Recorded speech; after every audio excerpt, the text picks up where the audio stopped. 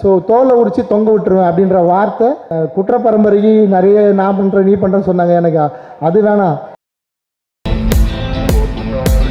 So தோலை உரித்து தொங்க விட்டுருவேன் அப்படின்ற வார்த்தை உருவானது இவர் ஏற்ற கதாபாத்திரமான வீர வல்லால மகாராஜாவோட மரணத்துலேருந்து தான். இன்றைக்கி வரைக்கும் நம்ம அந்த வார்த்தையை பயன்படுத்துகிறோம். அதை பார்க்க போகிறீங்க, திரையரங்களை தெரிஞ்சுக்க போகிறீங்க. ஸோ கிட்டத்தட்ட ஃபஸ்ட் ரோல் இருக்குது, எல்லோரும் பற்றி பேசிட்டேன். அண்டு ஃபினிஷ் தானே. அண்டு வேலராமமூர்த்தி சார், வேலராமு சார் வந்து நான் நிஜமாலே நடிகராக பார்க்கல, ஒரு பெரிய எழுத்தாளர். நான் அவர்கிட்ட கேட்டிருக்கேன், சார் தென் மாவட்டத்தை பற்றி ஒரு கதை கொடுங்க, குற்ற பரம்பரைக்கு நிறைய நான் பண்ணுறேன் நீ பண்ணுறேன்னு சொன்னாங்க. எனக்கு அது வேணாம், ஆனால் ஒரு உண்மை சம்பவம் தென் மாவட்டத்தில் நடந்ததை தயவு செஞ்சு எழுதி கொடுங்க அப்படின்னு. அவர் நடிக்கிறப்போ அவர் குரல் அதை எப்படி அவர் வந்து அது இவ்வளோ நாளாக வந்து தாங்கி பிடிச்சின்னு இருக்கா தெரில. அப்படியே ஒரு டெலிவரி இருக்கிறப்போ ஒரு சிங்கம் கர்ஜிக்கிற மாதிரி இருக்கும். அவர் ரீடேக்கே கேட்க மனசு வராது, கரெக்ஷனே சொல்ல மனசு வராது. அவர் ஒன் மந்த் போலாண்டா அப்படின்றவர். அவர் நான் ரொம்ப பிடிச்ச ஒரு எழுத்தாளர். அவர் ரொம்ப இயல்பான ஒரு மனிதர். அடுத்தவங்களை பாராட்டுற எழுத்தாளர்கள் ரொம்ப கம்மி. ரொம்ப மிகச்சிறந்த ஒரு மனிதர். சாருக்கு வந்து இந்த ஆரோக்கியம் நீடிக்கணும், அவர் இன்னும் நிறைய படங்கள் நடிக்கணும். நிறைய என்ன மாதிரி இயக்குநர்களுக்கு வந்து ஃபினான்ஷியலியும் இந்த படத்தில் வந்து அவர் எனக்கு சப்போர்ட் பண்ணி தான் இந்த ரோல் பண்ணார். ட்ராவல் பண்ணி வந்து கம்ஃபர்டபுளாக அவ்வளோ சில்லாக ஒர்க் பண்ணார். நாங்கள் கொஞ்சம் அவருக்கு கார் கொடுக்கறதுலாம் கூட சின்ன சின்ன பிரச்சனைகள் இருந்தது, தங்க வைக்கிறதுல பிரச்சனைகள் இருந்தது. எல்லாத்துலேயும் அட்ஜஸ்ட் பண்ணி ஒர்க் பண்ண ஒரு மாமனிதர். ஸோ அவர்கிட்ட நான் வந்து திரும்பி ரெக்வஸ்ட் பண்ணி கேட்டுக்கிறேன், எனக்கு ஒரு நல்ல கதை தென் மாவட்டத்தை பேஸ் பண்ணி கொடுங்க சார். ஆசையாக இருக்குது ஒரு தென் மாவட்டம் சார்ந்த ஒரு படம் பண்ணணும்னு சொல்லி. அண்டு இதுக்கப்புறம் இந்த படத்துக்கு இன்னும் சப்போர்ட்டிவ் வந்தவங்க ரைட்டர் பத்மா சந்திரசேகர் மேம். அவங்க புத்தகம் ஒரு பெண் சாண்டில்யான்னு சொல்லுவாங்க அவங்கள, அந்த மாதிரியான ஒரு எழுத்தாளர். அவ்வளோ அழகாக எழுதுவாங்க. நான் டைலாக்ஸ் எல்லாருக்கும் புரியணும், ஆனால் அது வந்து புது தமிழாக இருக்கணும். இப்போ தமிழ் இப்போ பேசுகிறவங்களுக்கு கேட்காத ஒரு தமிழாக இருக்கணும்.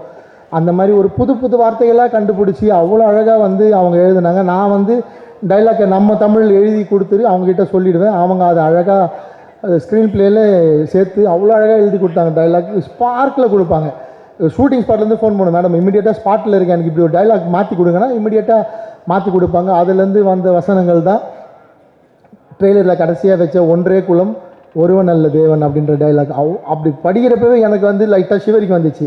இது என்ன மேடம் இப்படி இருக்கு, இது எப்படி ப்ரெசென்ட் பண்ண போகிறோன்னா அவங்க சொன்னாங்க, சார் இந்தியா முழுக்க அத்தனை சமூகங்கள் இருக்குது, அத்தனை மதங்கள் வாழ்கிற ஒரு நாடு இது. இந்த நாடு ஒரு மதத்துக்கு சொந்தமான நாடு இல்லை சார். அதுதான் இந்த வசனத்தோட அர்த்தம். ஒன்றே குலம் ஒருவன் அல்ல தேவன். ஒரு கடவுளை மட்டும் இந்த நாட்டில் நம்ம வழிபடவே முடியாது. இங்கே இருக்கிற அத்தனை கடவுள்களையும் நம்ம மதிக்கணும், அத்தனை கடவுளையும் ஏற்றுக்கணும், அத்தனை கடவுளுக்கான மரியாதையும் கொடுக்கணுன்றது தான் அந்த வார்த்தையோட அர்த்தம். அதுக்கான அந்த பவர் ஸ்க்ரீன் பிளே ட்ரெய்லரில் தெரிஞ்சிருக்கும். அண்ட் இது அண்ணாமலையார் மண் அப்படின்னு வந்து எழுதியிருந்தாங்க. அது நான் வந்து ஸ்ட்ரெஸ் பண்ணி தான் கேட்டுவாங்க, இப்படி ஒரு பவரான இடம் அந்த இடம் அவர் வந்து சொல்லணும்.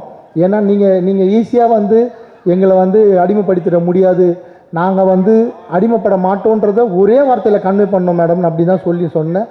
ஈஸியாக கொடுத்துட்டாங்க. நான் சொன்னேன் ஏற்கனவே போன படத்தில் மண்ணுன்னு சொல்லி தான் இன்றைக்கி வரைக்கும் அனுபவிச்சுன்னு இருக்கேன். ஒரு வார்த்தை வச்சு மண்ணும் பொண்ணும் அப்படின்னு சொல்லி இதுவும் அப்படி வருமானு கேட்டால், பட் ட்ரெய்லரில் இது வரைக்கும் யாருமே அந்த டைலாகை வந்து தப்பாக பேசலை. அதை பற்றி எனக்கு நெகட்டிவ் ஷேடு இது வரைக்கும் வரல, எதிர்ப்பு குரலே இல்லை. அந்த டைலாக்கு எல்லாரும் ஏற்றுக்கிட்டாங்கன்னு நினைக்கிறேன். அதுக்கு எல்லாருக்கும் நன்றி, ரொம்ப சந்தோஷம். அவங்க நிச்சயமாக தமிழ் சினிமாவில் ஒரு ரவுண்டு வருவாங்க. அருமையான கதைகள் பல வச்சுருக்காங்க. கதை இல்லாத நல்ல இயக்குநர்கள் நிச்சயமாக அவங்கள அப்ரோச் பண்ணுங்கள். சூப்பர் புக்ஸ்லாம் எழுதியிருக்காங்க அவங்க. அப்போ தமிழ்நாட்டை வந்து மாபார்னு சொல்கிறாங்க. மாபாரை கைப்பற்றுவது தான் துக்ளக்கோட ஒரே லட்சியமாக இருந்தது. ஸோ அலாவுதீன் கில்ஜி பீரியடுக்கு அப்புறம் துக்ளக் தான் வந்து இந்தியா வாழ்கிறாரு. அந்த துக்ளக் வந்து ஹைதராபாத் வந்து தேவகிரியை தலைநகராக வச்சுட்டு கொஞ்ச நாள் ஆள்றாரு. துக்ளக் ரொம்ப வித்தியாசமான கேரக்டர். அவன் எடுக்கிற முடிவு நல்லதாக கெட்டதான் அவனுக்கே தெரியாது. ஸோ அந்த மாதிரி ஒரு டிஃப்ரெண்ட்டான கேரக்டர். ஸோ அந்த மாதிரி ஒரு கேரக்டர் வில்லனாக கிடைக்கிறப்போ ஆட்டோமேட்டிக்காக அந்த ஹீரோ கேரக்டர் ரொம்ப ஸ்ட்ராங்காகிடுது. அண்ட் இந்த படம் வந்து வில்லனாக நாங்கள் வந்து இப்போ காட்டியிருக்கிறோம், இதில் வந்து இஸ்லாமியர்களை நீங்கள் காட்டியிருக்கீங்க நிறைய பேர் என்கிட்டலாம் கேட்டாங்க. நான் அவங்க எல்லாருக்கும் ஒரு விளக்கம் சொல்லிடுறேன். இந்த படத்தில் நம்ம கூட இப்போ இணக்கமாக வாழ்கிற, நம்ம கூட இப்போது அண்ணன் தம்பியாக இருக்கிற இந்திய இஸ்லாமியர்களை எந்த வகையிலும் இந்த படம் வந்து துளி கூட வந்து காயப்படுத்தாது. அவங்களுக்கு இது வந்து ஒரு அவங்களோட ஆரிஜின் எது, அவங்களோட தொடக்கம் எதுன்னு வேணால் அவங்களுக்கு வந்து புரிய வைக்கும் இந்த படம்.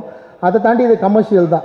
நான் ரெக்வஸ்ட் பண்ணி கேட்டுக்கிறது, படம் பார்க்குற பார்வையாளர்களை, இதுக்கப்புறம் படம் பார்க்க போகிற நிறைய பொலிட்டீஷியன்ஸ்லாம் படம் பார்க்க போகிறாங்க, நிறைய இதை பற்றி டிபேட்ஸ் வரப்போகுது. நான் வந்து மீடியா கிட்ட மக்கள்கிட்ட படமாக போகிற எல்லார்கிட்டையும் கேட்டுக்கிற ஒரே விஷயம், நீங்கள் எப்படி வீரபாண்டிய கட்டபொம்மன், அப்புறம் சிறைச்சாலை, அப்புறம் மதராசப்பட்டினம் இந்த மாதிரி படங்கள்லாம் பிரிட்டிஷை காட்டுறப்ப அவங்கள பிரிட்டிஷாக மட்டும் பார்த்தீங்களோ, அவங்கள வந்து எந்த மதத்தை அடையாளத்திலையும் பார்க்காம பிரிட்டிஷாக மட்டும் பார்த்தீங்களோ, அதே மாதிரி இந்த படத்தை துருக்கியிலேருந்து நம்ம நாட்டை கைப்பிடிக்க வந்து அந்நியர்களை மட்டும்தான் நீங்கள் பார்க்கணும்.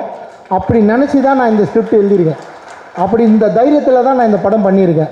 நீங்கள் அவங்கள ஒரு மத அடையாளத்தோடு பார்த்தீங்கன்னா ஏன்னா அவங்க வாழ்க்கை நான் தப்பாக காட்ட முடியாது, அவங்களும் அப்படி தான் வாழ்ந்தாங்க. அவங்களுக்கும் நம்ம கூட வாழ்கிற நம்ம கூட இங்கே இருக்க இந்திய இஸ்லாமியர்களும் தமிழ்நாட்டில் இருக்க இஸ்லாமியர்களுக்கும் நிறைய வித்தியாசம் இருக்குது. அதை இந்த படத்தில் சொல்லியிருக்கோம். அது வந்து யாரையும் எந்த வகையிலும் காயப்படுத்தாது. நான் இந்த நேரத்தில் உறுதி கொடுத்துறேன். இது முழுக்க இந்த நாட்டை படையெடுத்து அடிமைப்படுத்த வந்த துருக்கியிலிருந்து வந்தவர்களை பற்றிய கதை. அவங்க தான் இதில் வில்லனாக இருப்பாங்க. 3 வில்லன்கள் இதில். ஒன்று கணேஷ் கௌரங் பற்றி பேசல, சாரி சார், ஒழிஞ்சிட்டிங்க சார், தெரியல. ஸோ அவர் வந்து பல்பானாக நடிச்சிருக்காரு, பல்பான். அவர் தினேஷ் லம்பா சார் கியாசுதீன் தம்கானியா நடிச்சிருக்காரு.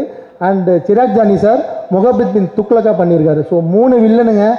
இவங்களுக்குள்ளே என்ன நடக்க போகுதுன்றது தான் படம். இவங்களை வந்து எப்படி வல்லாளர் ஃபேஸ் பண்ண போகிறாரு, வல்லாளருக்கு அப்புறம் வீரசிம்ம காடவராயன் அவங்களை எப்படி ஃபேஸ் பண்ண போகிறாரு, வீரசிம்ம காடவராயனுக்கு சம்பூரவர் எப்படி ஹெல்ப் பண்ண போகிறாரு, வீரசிம்ம காடவராயனோட அப்பா சரவணன் சுப்பையா சார் அவர் மல்லையனரை பண்ணியிருக்காரு.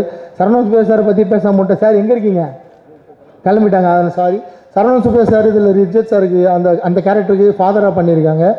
ஸோ இவங்க எல்லாருக்கும் இந்த கேரக்டர்ஸ்குள்ளே என்ன நடக்குதுன்றது தான் இந்த படம். நாங்கள் வந்து இந்த படத்தை பொங்கல் இதுன்னு எங்களுக்கு வந்து அது எப்படி அமைஞ்சுது தெரியல. நாங்கள் ஆக்சுவலாக 23ஆம் தேதி ரிலீஸ் பண்ணுறதா இருந்தோம். அன்றைக்கி திடீர்னு தலைப்படம் வருதுன்னு சொன்னாங்க. சரி 30ஆம் தேதி போயிடலாம், கொஞ்சம் ஃப்ரீயாக இருக்கும், டிராஃபிக்லாம் வேணாம் சொல்லி 30ஆம் தேதிக்கு பிளான் பண்ணோம். ஏன்னா இந்த படம் 5 மொழியில் நாங்கள் வந்து தயார் பண்ணிட்டோம். தமிழ் இல்லாமல் தெலுங்கு, ஹிந்தி, கன்னடா, மலையாளம் 5 மொழியிலையும் இந்த படம் ரெடி ஆச்சு. சென்சார் இன்றைக்கி தெலுங்கு முடிஞ்சிருச்சு.